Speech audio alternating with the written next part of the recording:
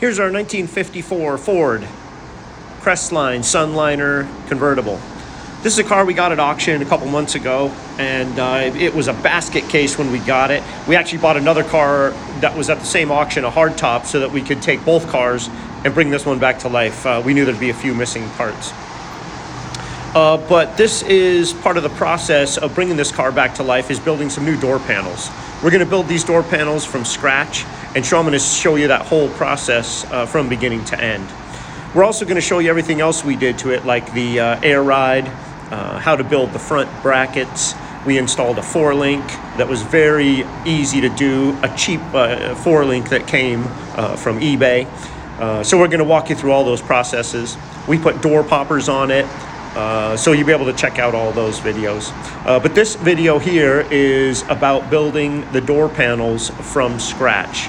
I get into as much detail as I can, but I'm sure I'm missing something. If you need anything, don't hesitate to reach out and we'll see what we can do. But here's that process.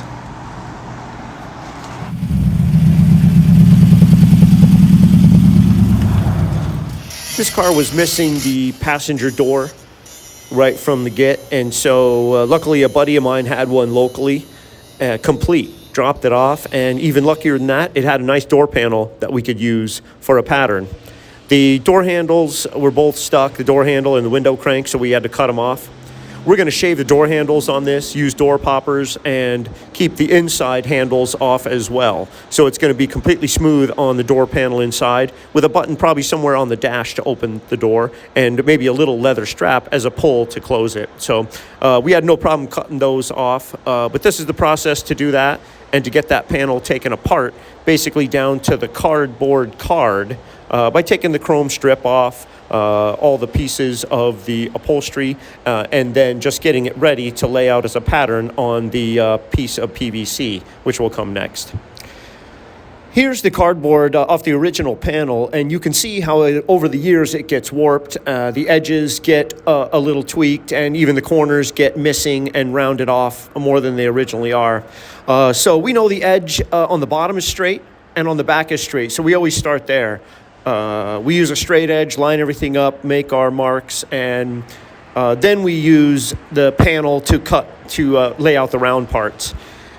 I cut everything with a jigsaw, super sharp blade and very, very slow. And even still, sometimes the tailings from the jigsaw underneath will get so hot that it'll really weld itself back together. So after you're done cutting it, you really just have to kind of give it a little bit of a snap, and it will break apart. Always leave a little bit of extra. It's very easy to sand down, so I cut on the outside of my lines and hold it up to the door to make my trim, rather than the original cardboard as the pattern. Because, I might want it to go maybe a touch more or a touch less in some places, depending on the material I'm going to use. We use sheets of 1/8" PVC for the new backing. It'll never rot. It bends easily. It sands very easily. You can form it into different shapes if you're building a curved panel. The staples stick really well into it. I'll put where we get it down in the comment section, but it can be found pretty much at any plastic supply house. I believe Granger has it, and I know eBay has some sheets. If you can't find it locally, you might have to pay a little shipping for that, but it's pretty easy to round up.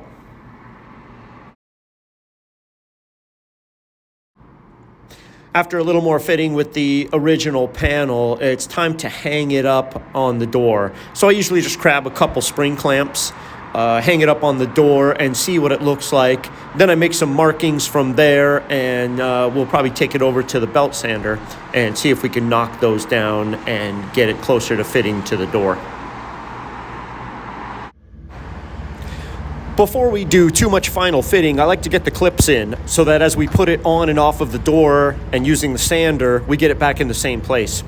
One thing to remember about these clips is when you mark the holes where you hold it up to the door, the pin that goes into the door on the actual clip is not right where the hole is. It's about a 1/2 inch offset. So you gotta mark your holes and drill it a 1/2 inch inboard to make sure you keep enough meat on the door panel.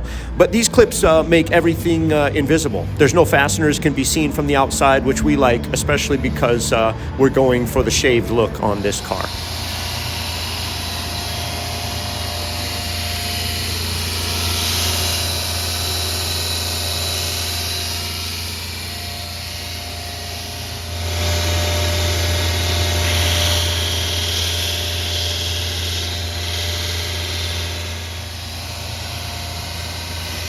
Whenever we build something like this that has a duplicate, we basically build two things at a time and just build them opposite.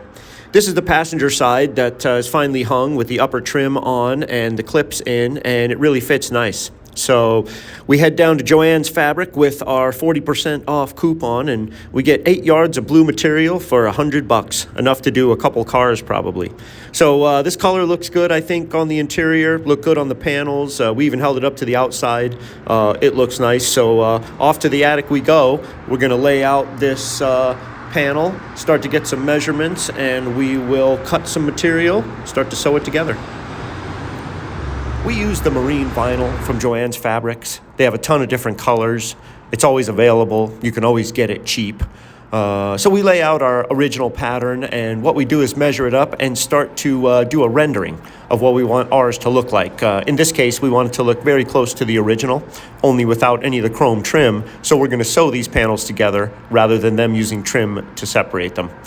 With the rendering, I can take measurements, and then I know how many panels I need to build each side. So we'll cut those panels out. We'll do it all ×2. Then we'll glue it all to some sew foam, and then we'll start to sew it together and create this panel. We had some white vinyl left over from another project. We're going to use that on these panels.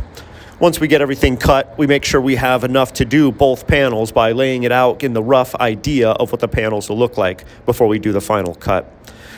Once we get that done, it's time to now glue all this stuff to 1/4 inch foam that is called sew foam. It's got material glued on the back of it, so if you sew through it, it kind of creates that puffy look for a diamond pattern or a pleat. I lay it all out to make sure I have enough to get it all done, and then I spray it with 3M 77 glue. What you do is spray both areas with it and let it sit for, I don't know, 15 minutes. Touch your knuckle to it. If it feels sticky but doesn't come off on your knuckle, you're good to go. Kind of lay it over on top then and press it down. Really press hard on it, roll over it, get every inch to stick, and then cut those pieces out. And then we're going to sew the two big panels together. After cutting all the excess foam off, you'll be left with basically all the same size panels that now have the sew foam on them. So we're going to sew the two biggest pieces together first, so then we can start taking our measurements against the new backing to make sure it lays out the same way as it did on the old one. Cutting off all the extra material as you go is going to make it much easier to lay out the new panels. Matching the measurements from the old panel to the new panel are key, because you want the lines where the colors break to match up so it lines up with your kick panels, with your rear door panels. You have to keep those the same. So taking those measurements and then marking the new panel with, let's say, where the white stripe was located on each end, ensures that when you lay it out and start to staple it, as long as you keep those lines on the new panel in conjunction with the lines that are on the white stripe, that it'll line up with everything else. Once you get that done, it's time to sew the pleats. That's as easy as laying it down and sewing 5 lines in. We make the markings for those pleats on the back of the sew foam with a fabric pencil. It also helps to line up the bottom because that bottom pleat goes right along the bottom of the panel. That really helps to make it level. So you sew those pleats nice and level. It makes it really easy to get that panel straight, especially when you have the markings to also line up the white stripe that goes down the middle.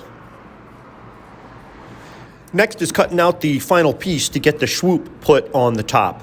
It's also pretty imperative that you get that in the same exact place because that'll help decide where the top trim goes, where the rear panels line up. So you got to make sure you get that in the right place. And this one's awkward to sew. You have to kind of hold the fabric in a really funny way. It's got a nice curve, but once you go down the back line, you're good to go. You cut that extra material off, staple it to your PVC, line up your marks, and you're done. You got yourself a door panel. If you have any questions, reach out to me. Here's the final product. We'll show you and keep you posted as we finish this Sunliner, but here's what it's like building the door panel from scratch. Let me know if you guys need anything. Thanks for watching.